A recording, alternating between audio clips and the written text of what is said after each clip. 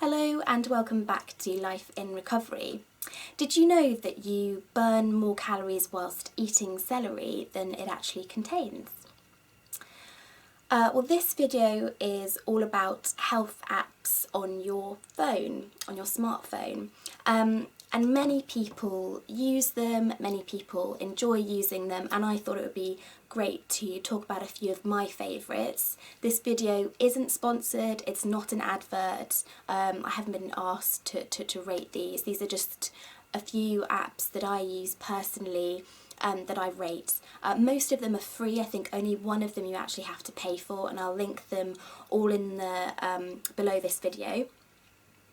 And I think health apps are great. They're great if you are monitoring symptoms or your diet or your exercise. And they're also a great tool for supporting things like mindfulness, good sleep, nutrition. So they're both great for monitoring and supporting well-being. So moving straight on to the first one.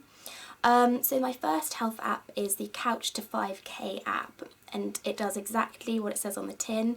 It takes you from being a couch potato to a 5K runner in a matter of weeks. So the reason why I love this app is it does actually work. Loads of people really rate it and have managed to go from the sofa to running 5K. The reason why I particularly like this one is it has audio prompts. So while you're running along or walking initially, the audio prompts will tell you when to start, when to stop, and it's just a great motivational tool. It's like having a running buddy with you. So that's why I think that one is particularly good. It is also free, and I think they recommend you run about 3 times a week, so it's fairly, it's not very strenuous, it's not a big commitment, and you can flex those according to how your week is going. The second one along the same theme of running is an app called Runkeeper. So many people use this app, and it's great for mapping your run. It also maps things like cycling and walking. So it's not just purely for runners, but it's also great for tracking how your pace is developing, so how quickly you're running, and also how you felt and what the areas of improvement you feel are needed. So if you're really struggling, your knees are really struggling that run, you can track that. The only issue that I have had with Runkeeper is that the tracking sometimes doesn't work. So it normally, once you've finished your run, will map your run for you, so you have a nice visual of how far you've run and where you've run. And it's failed a couple of times for me, so I don't know what that is due to, but that was a little bit of a fail. But apart from those couple of times, it's always worked very well for me. I know people also like Strava. I have downloaded it, but I've not actually used it because I'm doing less outdoor running at the moment, just because I have a few problems with my feet at the moment. But I can give an update on how I go with Strava. But Strava, I think, is very similar to Runkeeper.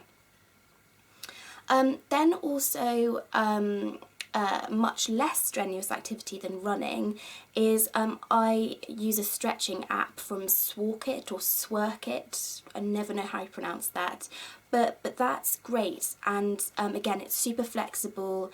You can pick from various free stretching workouts. Pick a time that you pick an amount of time that you want to stretch for, whether it's 5 minutes or whether it's 15 minutes.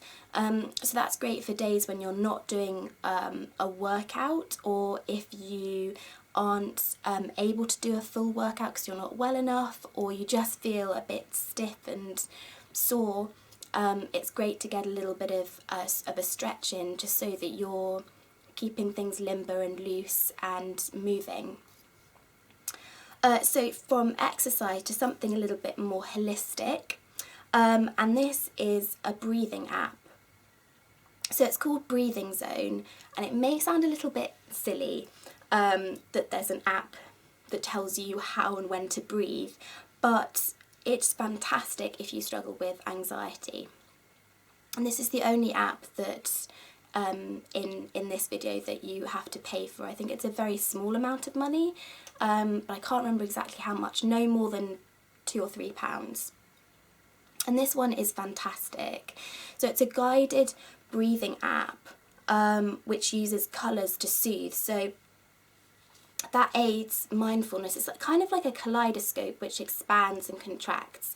And I would show you on camera, but I don't think it'll pick up. So you concentrate on this kaleidoscope that contracts and expands when you should be breathing in and breathing out. And it's fantastic for focusing your mind on your breathing. So it really aids mindfulness, and it's a fantastic distraction tool.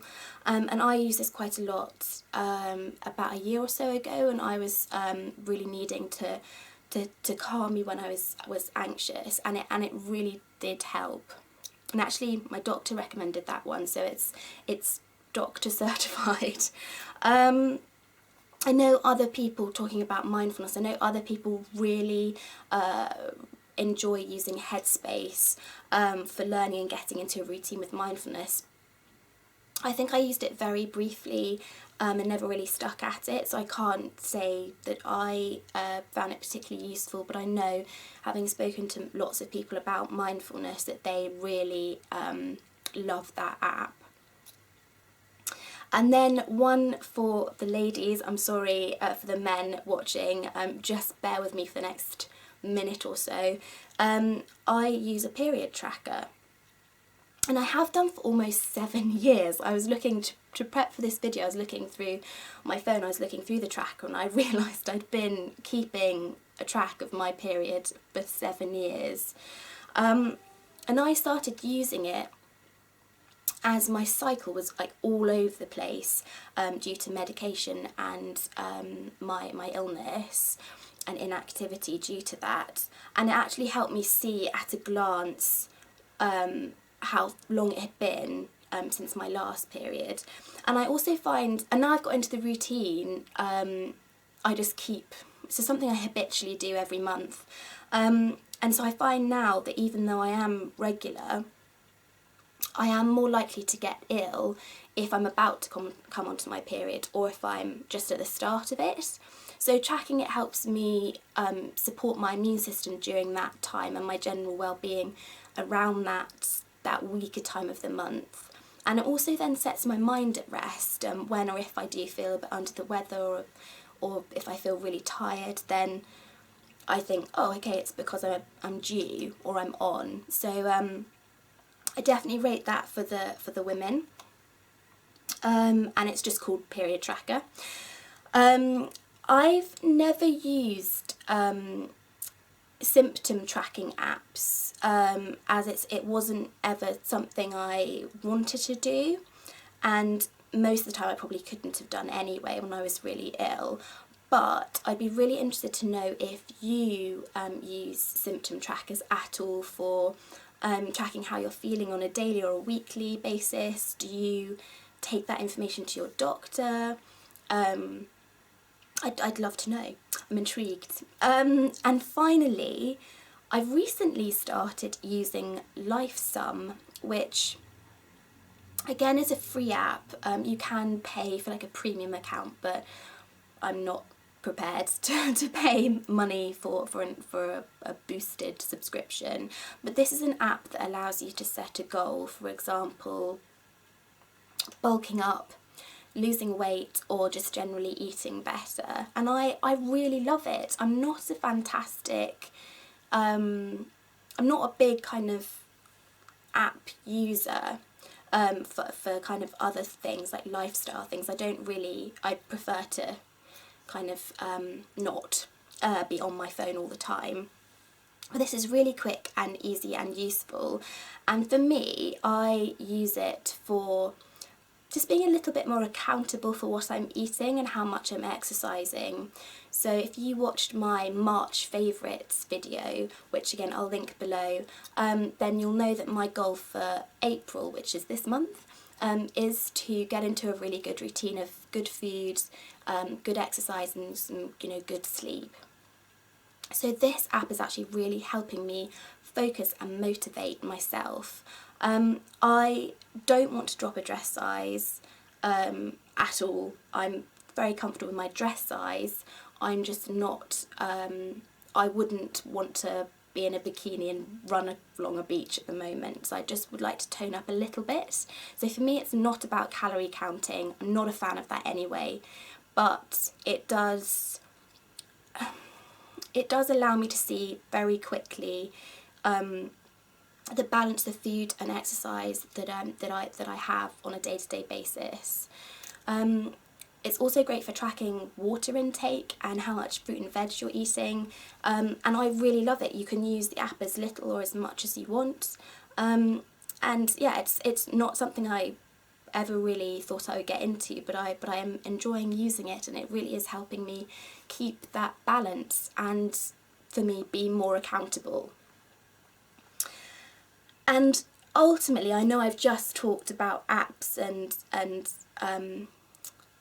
ways to keep track of how you're doing on something external, but ultimately, nothing is better than being self-aware and monitoring yourself and having that knowledge of how you're doing within yourself from yourself. And no piece of tech knows you better than you do yourself, at least not yet. But an app is a great way to see and track how you're getting on, and maybe even as an additional weapon in your arsenal of well-being and to support that. I'd love to know what apps you use, so please do let me know. And I'll just leave you with this quote from Herman Hesse, who was a Nobel Prize winning poet, and he said, "I have been and still am a seeker, but I have ceased to question stars and books. I have begun to listen to the teaching my blood whispers to me." So until next time, goodbye.